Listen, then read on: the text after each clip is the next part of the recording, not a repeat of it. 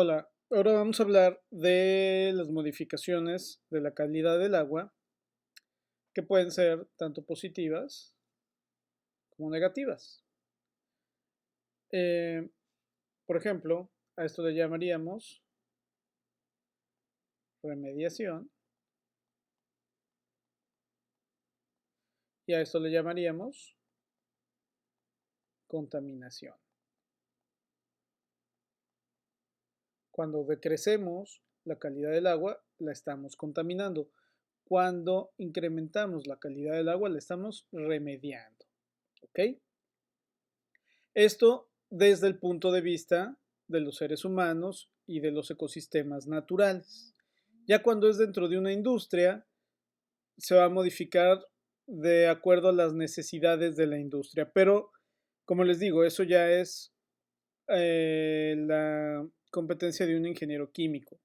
Su competencia va a ser controlar o evitar la contaminación. Es decir, el agua de los procesos industriales, mandarla a este lado. Van a hacer una remediación o un control de la contaminación. Depende de dónde la agarren. Es como le vamos a llamar.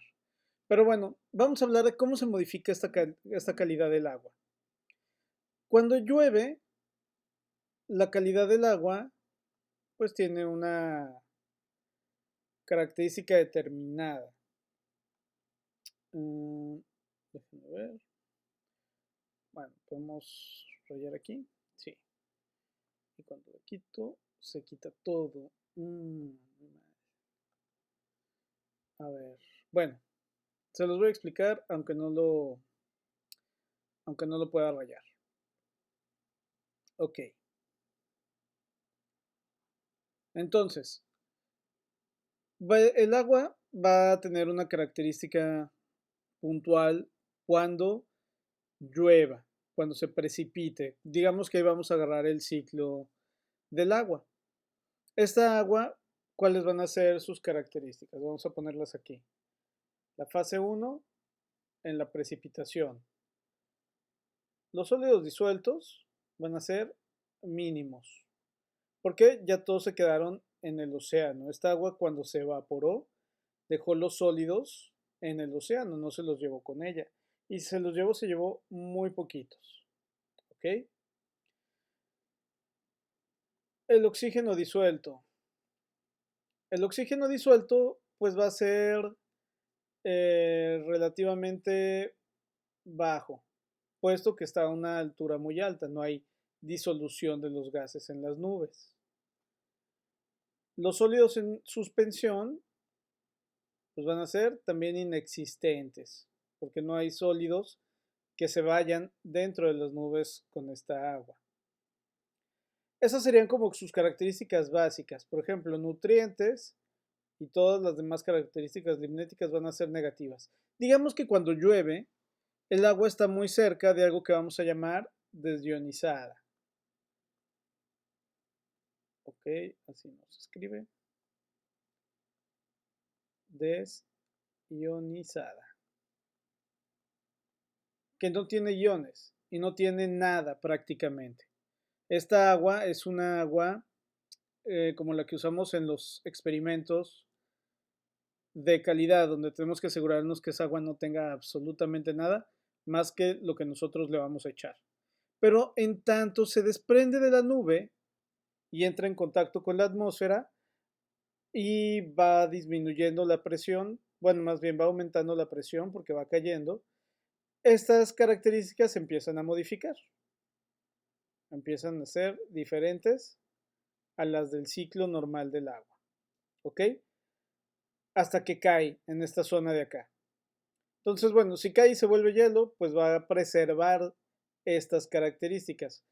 Pero en cuanto toque la tierra, va a ganar sólidos disueltos, va a ganar sólidos en suspensión y en el contacto con la atmósfera va a ganar oxígeno disuelto.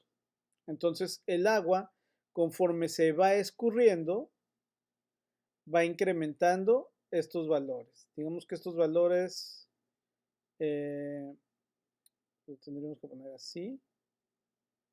Se incrementan conforme va bajando de la cuenca. Esto lo habíamos visto en la clase de características del agua del río, por ejemplo, que esta cuenca pues es un escurrimiento, funcionaría como un río. Estas partes de aquí pues sí funcionarían como sistemas lénticos. Pero en sí la cuenca estamos hablando de un escurrimiento que va de la parte más alta hacia el océano. ¿Ok? Y va a presentar las características que habíamos puesto para el Ritron y para el Potamon, que es la parte baja de la cuenca. Pero va a haber algunas características que no se van a, bueno, que se van a modificar de manera no natural en su escurrimiento. Vamos a borrar esto. Y vamos a hablar, por ejemplo, de la contaminación metálica. Contaminación metálica, agroquímicos,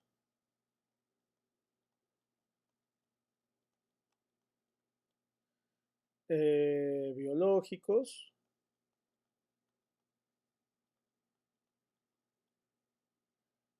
de sólidos en suspensión y de nutrientes.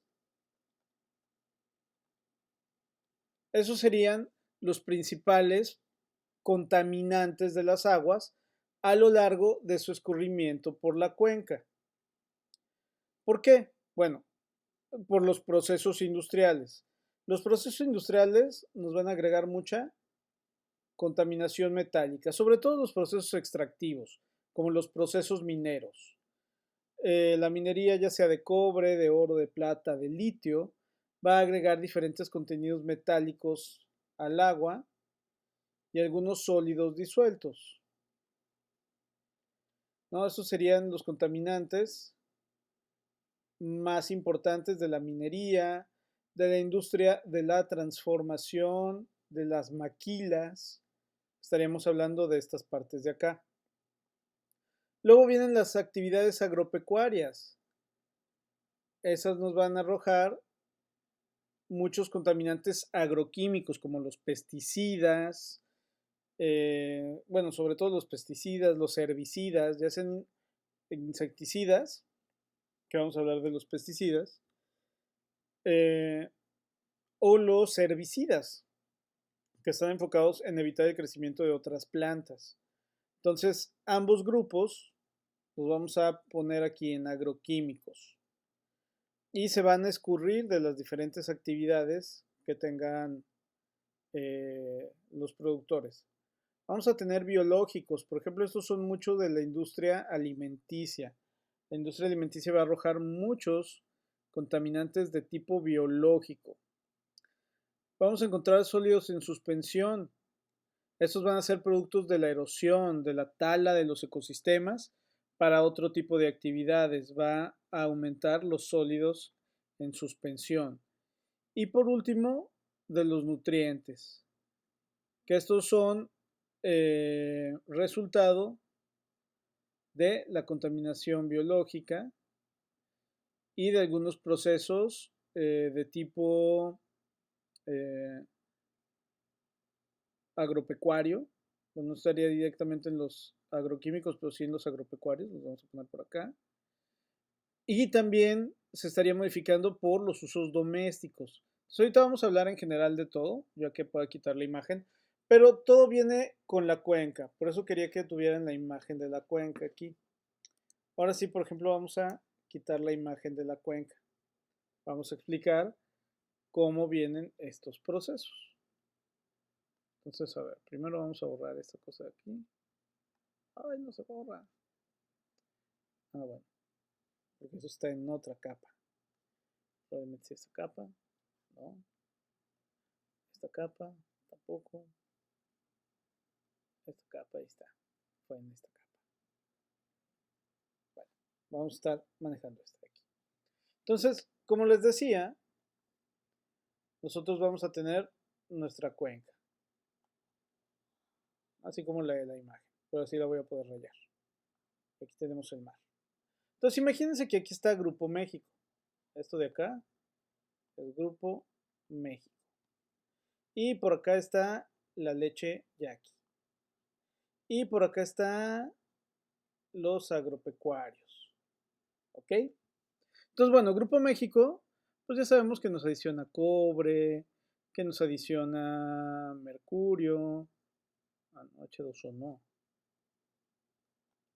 Hg, nos adiciona mercurio. En el caso de la minera de litio, pues nos va a adicionar cantidades de litio pequeñitas, que eso va a tener problemas muy fuertes a nivel población, pero bueno, ya llegaremos en su momento. Por ejemplo, el leche yaqui nos va a arrojar biológicos, nos va a arrojar bacterias, nos va a arrojar hongos, y esto va a modificar el oxígeno disuelto, sobre todo. Va a modificar el pH. Esto de acá también puede modificar el pH. Va a modificar los sólidos disueltos. Los agropecuarios pues nos van a manejar los nutrientes, nos los van a incrementar. Los biológicos también. Entre las tres van a hacer que los sólidos en suspensión se incrementen. Pero bueno, eso cómo lo vamos a ver. Bueno, las bacterias como tales y los hongos como tales también son, interfieren en la calidad del agua. Nada más que no los medimos porque no nos interesan mucho en términos de explicar la calidad. Ya nos van a interesar en términos de la normatividad, por ejemplo, para agua potable. ¿Ok? Pero bueno, son variables tanto físicas algunas, químicas otras, y estas serían variables del tipo biológico. Pero bueno, entonces ya sabemos que esto pues tiene efectos en la salud directamente.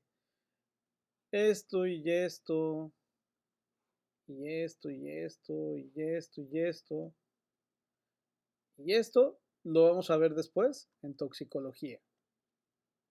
Toxicología. Pero estos de aquí son muy importantes y los vamos a ver en la clase de calidad del agua. Entonces vamos a borrar todo. Y nos vamos a enfocar en los nutrientes.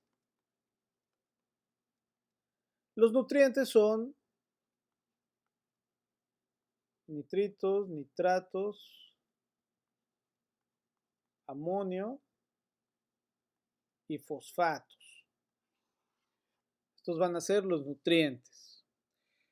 Ya habíamos dicho en algunas materias que para sistemas terrestres el nitrógeno iba a ser un elemento limitante y para sistemas acuáticos el fósforo iba a ser el elemento limitante. ¿Por qué?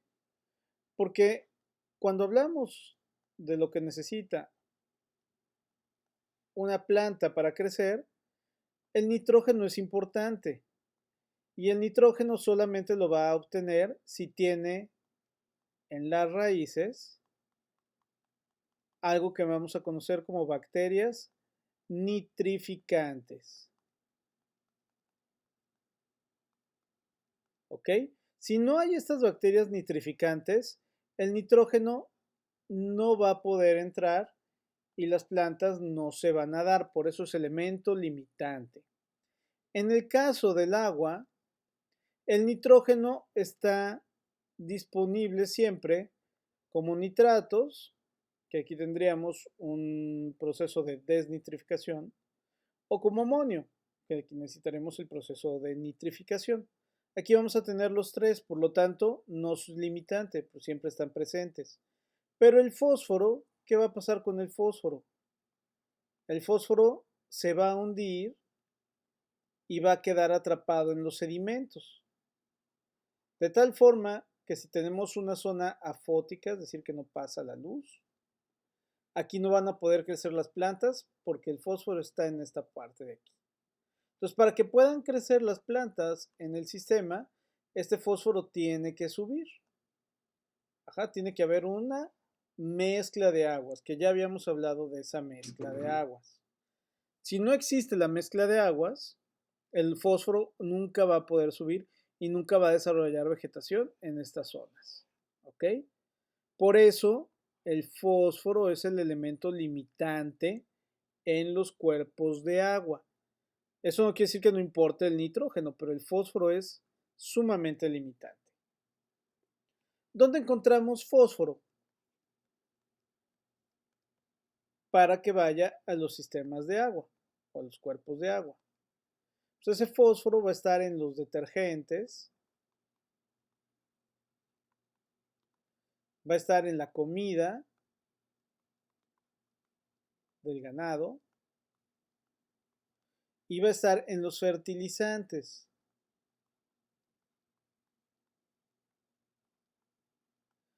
No es que vertamos directamente los detergentes o la comida del ganado o los fertilizantes o las heces del ganado directo al agua. Pues las dejamos generalmente al aire libre, no las echamos en un basurero. Ajá. Bueno, el detergente generalmente sí va directo, ¿no? En los drenajes, directo al sistema. Pero por ejemplo, la comida de ganado, pues, se la ponen al ganado y ahí se queda. O los fertilizantes los echan en las plantitas de tomate y ahí se queda. O las heces las hace la vaca en el campo y ahí se quedan. Ajá. ¿Cómo llegan a los cuerpos de agua? Bueno, pues por la lluvia.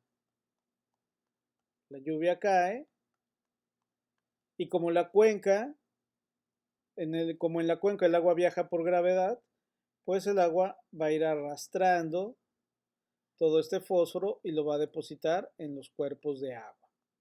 Y entonces vamos a tener contaminación por nutrientes en los cuerpos de agua. También aquí van los metales y un montón de cosas, pero ahorita nos importan los nutrientes. A esta contaminación, que aunque sabemos cuál es su fuente, no sabemos quién es el mayor participante en la contaminación de los cuerpos de agua, le vamos a llamar contaminación difusa. ¿Por qué? Porque no es una industria que está virtiendo directamente esto en el agua, como Grupo México sí virtió directo en el agua. Ellos no. Ellos se manejan en tierra y dicen, no, el agua queda lejísimos, no la voy a contaminar. Pero no están tomando en cuenta esta contaminación difusa. De hecho, no se toma en cuenta la contaminación difusa en las manifestaciones de impacto ambiental. Tan es así que la minera de litio, Sonora Litio, menciona que como no tiene contacto con un cuerpo de agua, nunca va a contaminar los cuerpos de agua. Cuando por contaminación difusa puede haber litio en la cuenca del río Bavispe y después en la cuenca del río Yaqui por contaminación difusa. Y luego en el acueducto nos lo vamos a llevar a Hermosillo y vamos a tener todos un problemón de contaminación por litio, que espero me equivoque, pero si no, va a ser un problema ambiental muy fuerte. Entonces, ¿qué tanto vale el litio para sacrificar nuestras vidas? Bueno, eso ya es otra pregunta de otra materia. Pero de aquí a unos 20 años vamos a tener problemas severos de contaminación por litio. ¿Ok? Entonces, esto es contaminación difusa. Y así es como vamos a modificar la calidad del agua de manera negativa. La vamos a contaminar. Ahora, ¿qué podemos hacer? Bueno, antes de qué podemos hacer. Esta contaminación por nutrientes, ya sea fósforo o nitrógeno, cualquiera de los dos, le vamos a llamar eutroficación.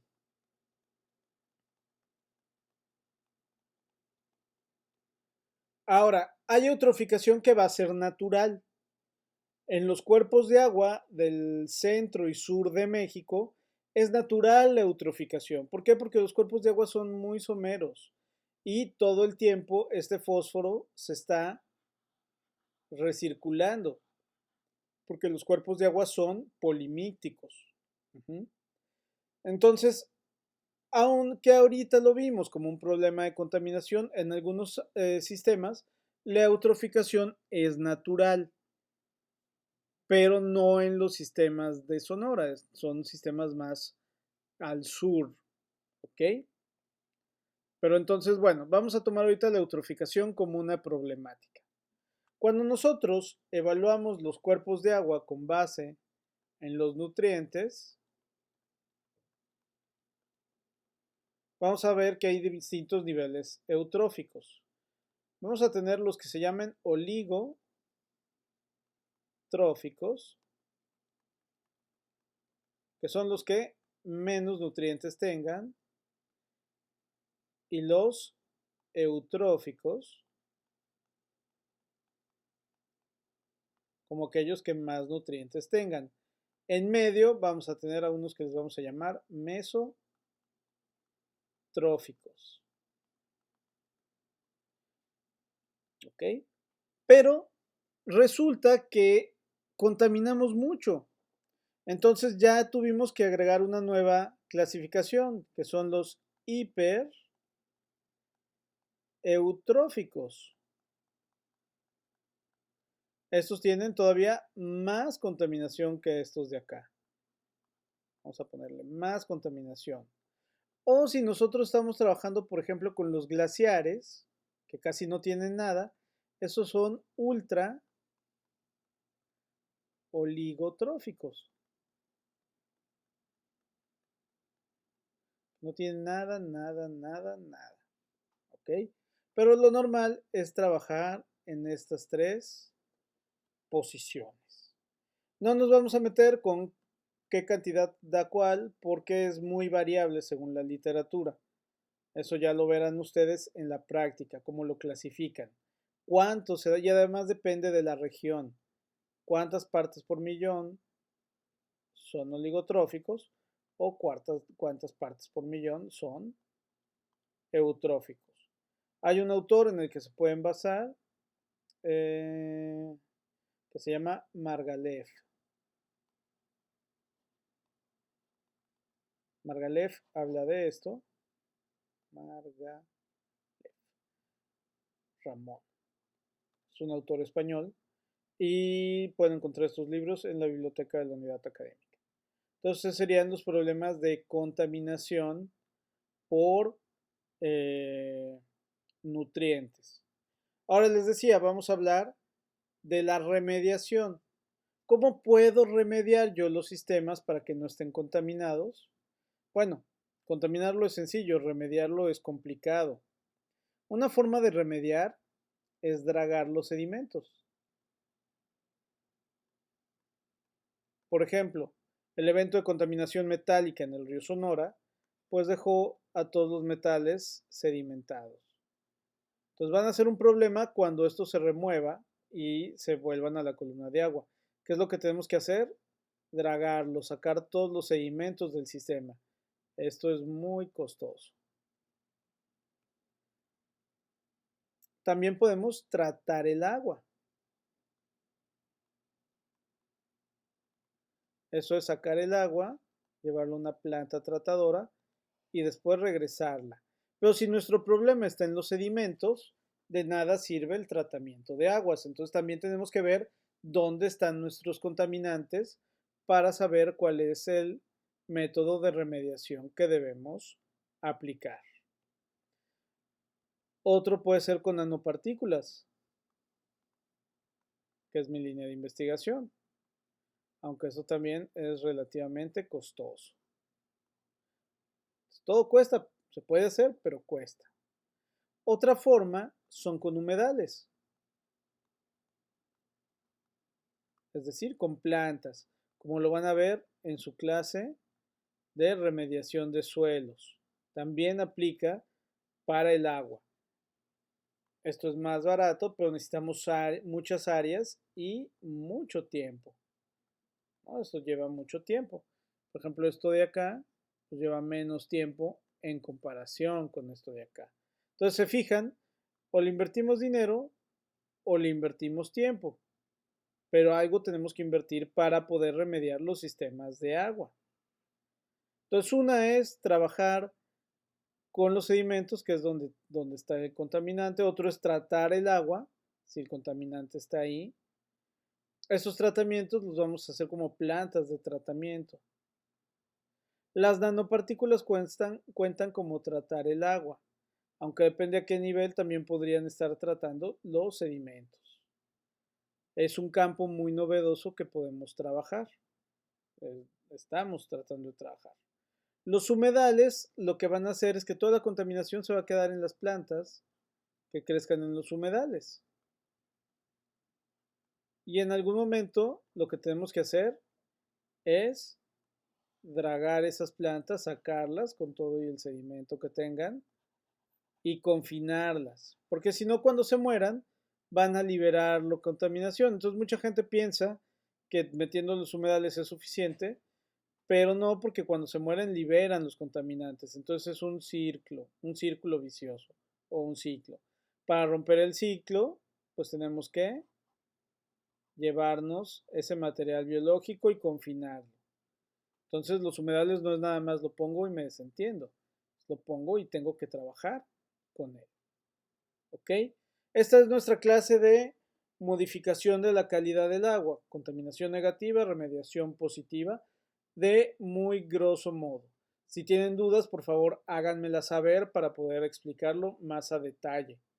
Pueden ponerlas en los comentarios o me las pueden hacer directo a mí. ¿Ok? Muy bien, chicos. Esta clase se termina aquí y nos veríamos en la que sigue. Muchas gracias.